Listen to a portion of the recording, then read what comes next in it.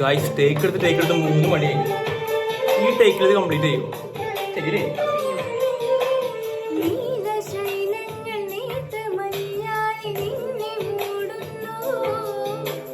രാജഹംസങ്ങൾ നിന്റെ പാട്ടിന്റെ വെണ്ണയുന്നു, പകുതി പൂക്കുന്ന പാരിജാത